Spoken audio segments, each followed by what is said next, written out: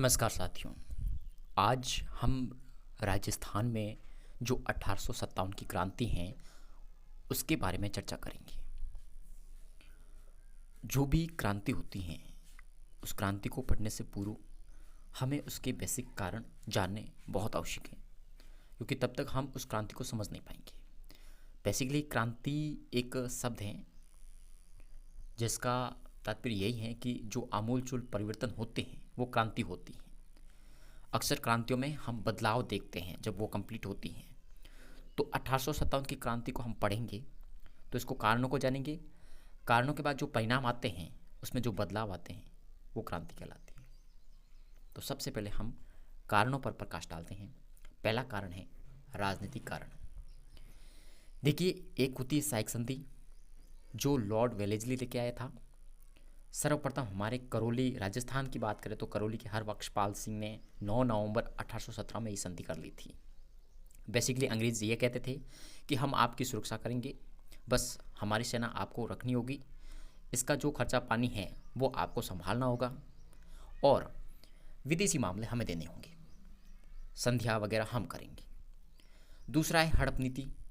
ये डलहौजी लेके आया था, यानी किसी नरेश या राजा का पुत्र नहीं है तो पहले क्या करते थे, राजा दत्तक पुत्र या गोद ले लेते थे किसी पुत्र को ताकि वो वंश चलता रहे। लेकिन ये व्यवस्था डलहौजी ने समाप्त कर दी और राज्य को हड़प लिया सीधा। तो ये व्यवस्था लेके आ गई। अगला कारण है आर्थिक कारण। भारतीय व्यापार पर अंग्रेजों का एकाधिकार था। कुटीर और हस्तशिल्प उद्योग नष्ट हो चुके थे, ऊपर से धन निष्कासन बढ़ रहा था, टैक्स बढ़ गया था। ठीक है, और भी कारण है जैसे सामाजिक और धार्मिक कारण। समाज में व्याप्त जो प्रथाएं थी उस पर अचानक इन्होंने अंकुश लगाना शुरू कर दिया और समाज ये एक्सेप्ट नहीं करता कि ये संस्थाएं, ये प्रथाएं हैं जो समाप्त हो जाएं। इसलिए ऐसे कानून भी लेके आए, जैसे धार्मिक निर्योग्यता का कानून 1850 में लेके आए। धार्मिक कारण भी थे कि इन्होंने अपने धर्म को बढ़ावा दिया, ईसाई धर्म, और हमारे धर्म को नष्ट करने की इन्होंने कोशिश भी बहुत की है। अगला है सैनिक कारण। एक एक्ट लेके आए थे ये 1856 में, जनरल सर्विस एनलिस्टमेंट एक्ट 1856। ठीक है, विदेश सेवा में भी भारतीय नागरिकों को भेजा गया था। ठीक है, और सैनिक कारणों में देखें तो भेदभाव भी होता था। ठीक है, बड़ी रैंक या पोस्ट अक्सर भारतीयों को नहीं मिलती थी। और तात्कालिक कारण तो हम जानते ही हैं कि जो एनफील्ड राइफल थी, जो नई नई राइफल आई थी, उसको यूज़ करने के लिए कारतूस को मुंह से काटना पड़ता था और उस कारतूस पर गाय और सूअर की चर्बी लगी हुई थी। बेसिकली आपको पता है गाय हिंदुओं का आस्था का प्रतीक है और सूअर को हराम मानते हैं मुसलमान। ठीक है, तो ये भी एक तात्कालिक कारण है। 1857 की क्रांति के दौरान कुछ फैक्ट हैं, ये भी आपको ध्यान रखना कि उस समय ब्रिटेन की महारानी कौन थी, तो ध्यान रखना विक्टोरिया। ब्रिटेन का पीएम कौन था, तो ध्यान रखना जॉर्ज पामस्टम। भारत का गवर्नर जनरल कौन था, कैनिंग था।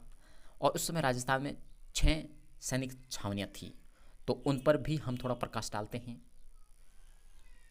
ये देखिए छावनी 6 हैं। एक है नसीराबाद जो अजमेर में है, देवली टोंक में है, खेरवाड़ा उदयपुर में, एरिनपुरा पाली में है, ब्यावर और नीमच एमपी में। नसीराबाद में जो तैनात थी वो थी 15वीं बंगाल नेटिव इन्फेंट्री। देवली में तैनात थी कोटा कंटिजेंट और खेरवाड़ा में थी मेवाड़ भील कोर। एरिनपुरा में तैनात थी जोधपुर लीजन टुकड़ी। ब्यावर में थी मेरवाड़ा रेजिमेंट और नीमच में थी फर्स्ट बंगाल कैवलरी। ध्यान रखना एजीजी का जो हेडक्वार्टर था पहले अजमेर था, लेकिन जैसी गर्मी आई तो इन्होंने हेडक्वार्टर को बदल दिया 1845 में। कहाँ, आबू में। लेकिन जब ये 1857 की क्रांति हुई थी उस समय ये आबू में थे सब। ठीक है, अजमेर में नहीं थे।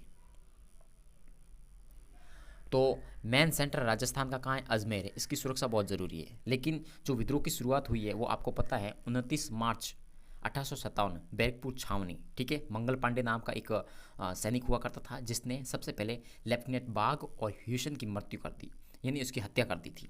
ठीक है, उसके बाद ये जो विद्रोह की ज्वाला है वो मेरठ में पहुंची। कहाँ पहुंची, 10 मई 1857 को मेरठ में। इस मेरठ की जो सूचना है वो राजस्थान में एजीजी को लग गई थी 19 मई को, और इसने सब राजाओं को मैसेज भी कर दिया था, एसएमएस भी कर दिया था कि आपको ध्यान रखना है, हमारा सहयोग करना है, जैसे कि हमारी आपकी भी संधि हो रखी है। तो अजमेर की सुरक्षा के लिए पहले थी बंगाल नेटिव इन्फेंट्री, लेकिन इन पर संचय था क्योंकि ये मेरठ से आई हुई थी और मेरठ में ज्वाला भड़क चुकी थी। तो इनका ट्रांसफ़र कर दिया नसीराबाद में कि आप वहाँ चले जाओ। तो इनके मन में भी लगा कि हमारे ऊपर इनका विश्वास उठ गया है। दूसरी ओर अजमेर की सुरक्षा के लिए इन्होंने डीसा से यूरोपियन सैनिक अजमेर बुला लिए, 21 मई की बात है। और सभी राजाओं को, राजस्थान के राजाओं को सूचित कर दिया कि ऐसी ऐसी बात हो गई है, आपको ध्यान रखना है। ठीक है। अजमेर मेरवाड़ा का एक कमिश्नर था जिसका नाम है कर्नल डिक्सन।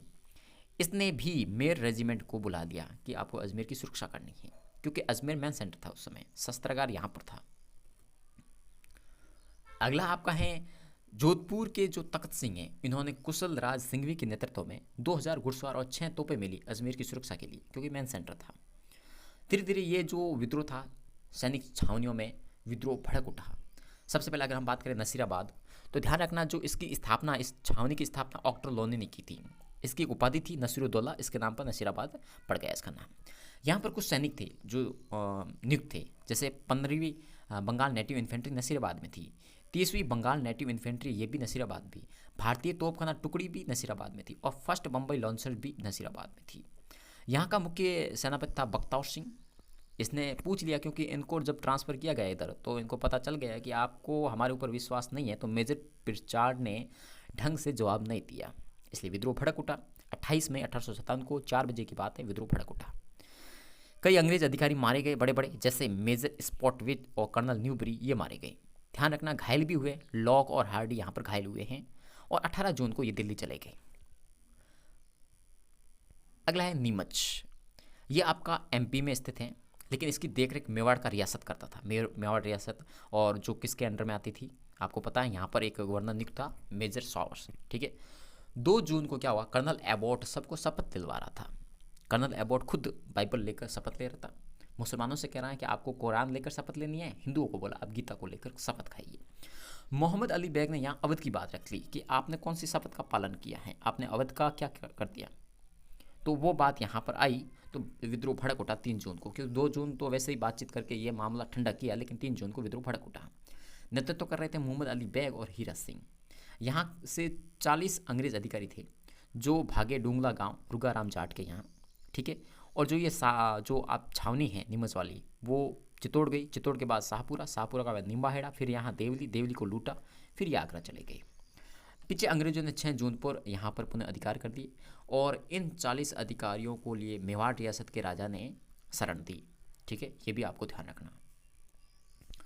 अगला है एरिनपुरा, 21 अगस्त 1857 की बात है। ध्यान रखना, इस एरिनपुरा छावनी का गठन 1835 में हुआ था। यहाँ पर तैनात टुकड़ी थी, उसका नाम था जोधपुर लीजन तैनात। ठीक है। ध्यान रखना, यहाँ के जो सैनिक थे, कुछ पूर्वीय सैनिक थे, वो ट्रेनिंग के लिए माउंट आबू गए हुए थे।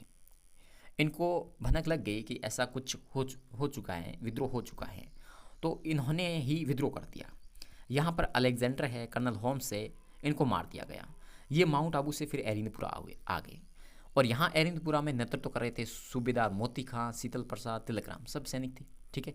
इनका एक नारा प्रसिद्ध हुआ, चलो दिल्ली मारो फिरंगी। कई सारे ठाकुर शामिल हो गए, जैसे खेरवा के गांव के थे ठाकुर खुशहाल सिंह, ये खुशहाल सिंह हो गया ठाकुर खुशहाल सिंह, और भी बहुत सारे ठाकुर साथ में थे, जैसे गुल्लर ठिकाने के ठाकुर बिशंत सिंह, अशोक ठिकाने के शिवनाथ सिंह, आलनियावास के अजीत सिंह, बगावा के ठाकुर जोत सिंह, बंतावास के ठाकुर प्रेम सिंह, तुलगिरी के ठाकुर जगत सिंह, बसवाना के ठाकुर चांद सिंह, लांबिया के ठाकुर पृथ्वी सिंह। ये सारे जो भी सामंत थे, ठिकानेदार थे, वो सब ठाकुर थे, वो एक हो गए। फिर एक बड़ा युद्ध होता है खुशहाल सिंह के नेतृत्व में। ठीक है, खुशहाल सिंह हुआ, खुशहाल सिंह के नेतृत्व में। ध्यान रखना, सामने पहला जो बिथोड़ा का युद्ध हुआ 8 सितंबर 1857 को, हितकोट था, कुशला सिंह भी था, अनार सिंह था, ये अनार सिंह मारा गया। ठीक है, इस युद्ध में। छलावास का युद्ध भी हुआ 18 सितंबर 1857 में। यहाँ पर खुशहाल सिंह थे, पैट्रिक लॉरेंस और मैकमोसन को मार दिया गया, ये भी ध्यान रखना। अगला है 24 जनवरी 1858 को बात करें तो अगवा पर अधिकार कर लिया कर्नल होम्स ने। ठाकुर खुशहाल सिंह ने शरण ली राव जोध सिंह के यहाँ। फिर ठाकुर खुशहाल सिंह ने धीरे धीरे आत्मसमर्पण कर दिया। कब किया? 8 अगस्त 1860 को नीमच में इन्होंने आत्मसमर्पण कर दिया। फिर इनको पकड़ लिया गया, फिर एक आयोग बैठाया गया, तो इसको निर्दोष साबित कर दिया टेलर आयोग ने, और 10 नवंबर 1860 को ये निर्दोष साबित हो गए और उनको छोड़ दिया गया। कोटा की हुई 15 अक्टूबर 1857 को। यहाँ पर क्या हुआ, महाराव राम सिंह को मेजर बर्टन ने कहा कि आपको जयदयाल, रतनलाल, जियालाल इनको बर्खास्त करना है। ये बात इनको पता चल गई, इन्होंने विद्रोह कर दिया जयदयाल और मेहराब खां के नेतृत्व में। सबसे पहले इसने मेजर बर्टन और उसके पुत्र को निपटा दिया, जैसे फ्रैंक थे, ऑर्थर थे, सैडलर, कोटम थे, इन सब की हत्या कर दी। मेजर बर्टन का सिर पूरे शहर में घुमाया गया। कोटा में कम से कम कहा जाता है 6 माह तक कब्जा रहा क्रांतिकारियों का, ठीक है। 9 शर्तें पर हस्ताक्षर कराया राजा से, और राजा को ये भी कहा कि इस संधि में ये भी लिखा हुआ है कि तुमने ही इन सब की हत्या करवाई, ठीक है। पूरा दोष राजा पर मढ़ दिया गया, ठीक है। लेकिन कोटा को आज़ाद करवाया किसने?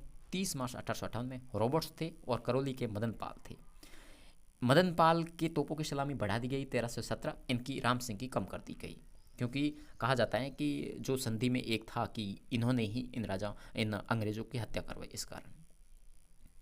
अगला है भरतपुर 31 मई 1857। यहाँ पर गुर्जर और मेव थे, इन्होंने विद्रोह किया। यहाँ से मॉरिशन को आगरा भागना पड़ा, तो ये भरतपुर था, ध्यान रखना, डेट याद रखना खासकर। धौलपुर का 12 अक्टूबर 1857 गुर्जर नेता देवा के नेतृत्व में यहाँ हुआ था, ठीक है। साथ में राव रामचंद्र भी थे, हीरालाल भी थे। यहाँ का राजा था भगवंत सिंह, इनको कैद कर दिया इन्होंने, ठीक है। लेकिन इनकी मदद के लिए आए पटियाला नरेश, इनकी सेना आई और इनकी मदद की। टोंक के नवाब थे वजीरुद्दौला, ये अंग्रेजों के पक्ष में थे, लेकिन समस्या यह थी इनका मामा जो था वो विद्रोहियों के साथ मिल गया, मीर आलम खां, लेकिन ये मारा गया। एक सामंत भी टोंक का था जिसका नाम है नासिर मोहम्मद खां, इसने तात्या टोपे का साथ दिया था। अगला है जयपुर, ये राम सिंह द्वितीय थे, ठीक है। इसने सादुल्ला खां को राज्य से निष्कासित किया क्योंकि ये विद्रोहियों में लिप्त था। विलायत खां उस्मान खां को कैद कर लिया इसने, और अंग्रेज़ों की तन मन धन से इन्होंने सेवा की, इसलिए अंग्रेज़ अधिकारियों ने ब्रिटिश गवर्नमेंट द्वारा इनको केसर हिंद की उपाधि दी और कोटपुतली का परगना दिया। अलवर की बात करें तो महाराजा विनय सिंह थे। आगरा में कुछ अंग्रेज़ कैद थे, इनको छुड़वाने के लिए महाराजा विनय सिंह गए, लेकिन विनय सिंह को कैद कर दिया। क्रांतिकारियों ने इनसे सारा जो भी कोष था या धन था वो लूट लिया, फिर इन विनय सिंह को छोड़ दिया। बीकानेर के सरदार सिंह थे जो विद्रोहियों के लिए हांसी, हिसार, शीर्षक अभियान किया विद्रोहियों पर, ठीक है। इसलिए अंग्रेज बड़े खुश हुए और इनको टीबी के 41 गांव के परगने दी थी। प्रमुख क्रांतिकारी थे जो हम अलग से पढ़ेंगे, कभी टाइम मिलेगा। अमरसन थे, डूंगसी जवानसी थे, लोटिया जाट थे, सूर्यमल मिशन थे, पांकीदास थे, आनंद सिंह थे। इतनी बड़ी क्रांति होते भी ये असफल क्यों हुई? रीजंस फॉर फेलियर्स, आखिर ये फेलियर क्यों हुई? तो ध्यान रखना, राजस्थान के जो भी राजा थे वो अंग्रेज़ों का सहयोग कर रहे थे। एकता नहीं थी, संपर्क का अभाव था, खासकर नेतृत्व नहीं था। एक नेतृत्व करता होता तो शायद ये सफल हो जाती। रणकौशल और प्रशिक्षण का भी अभाव था, धन नहीं था इनके पास, रसद हथियार की कमी थी, तो ये भी बहुत बड़ा कारण माना जाता है। इसके बाद आते हैं आउटकम्स, परिणाम क्या थे? अंग्रेज़ों की दोहरी मार पड़ी। कारण ये था कि जनता रियासतों के अधीन थी और रियासत अंग्रेज़ों के अधीन थी, मतलब दोनों ओर से मार पड़ रही थी। लेकिन अच्छा परिणाम ये भी हुआ कि राष्ट्रीय जागृति की भावना बढ़ गई थी इसमें, ठीक है। ईस्ट इंडिया कंपनी का जो शासन था वो खत्म हो गया और अब ये जो शासन करेगी वो ब्रिटिश क्राउन के अंडर आ गया। वायसराय की नियुक्ति की गई, सेना का पुनर्गठन हुआ, फूट डालो राज करो की नीति अंग्रेजों ने जारी रखी, क्योंकि अगर हिंदू मुस्लिम एक हो गए तो इनको हराना बहुत मुश्किल है, इसलिए फूट डालो राज करने की नीति इन्होंने शुरू की। और दत्तक पुत्र की अनुमति अब मिल गई, विलय नीति समाप्त कर दी गई, तो ये अच्छा परिणाम रहा इनके लिए। फिर हो सके तो इसका स्क्रीनशॉट लीजिए, ये बहुत इंपॉर्टेंट है, क्योंकि 1857 की क्रांति के समय राजस्थान की रियासत के जो भी शासक थे इनसे क्वेश्चन बनता है, ठीक है। और एक ये भी ध्यान रखना, अगर याद ना रहो, ये सारी छावनियाँ हैं जहाँ विद्रोही केंद्र थे वो है और इनकी डेट भी है, तो ये क्वेश्चन में कई बार पूछा जाता है, तो आपको रट लेना है इसको, ठीक है। हो सके तो दीवार पर कहीं चिपका देना है। और ये प्रमुख क्रांतिकारी थे, ये भी ध्यान रखना। तो बहुत कम समय में मैंने अच्छा आपको मैटर दिया है, मुझे लगता है कि आपको ये ज़रूर पसंद आया होगा। पसंद आया तो अपने साथियों का साथ शेयर कीजिए, सब्सक्राइब कीजिए और भी नए वीडियो के लिए। धन्यवाद।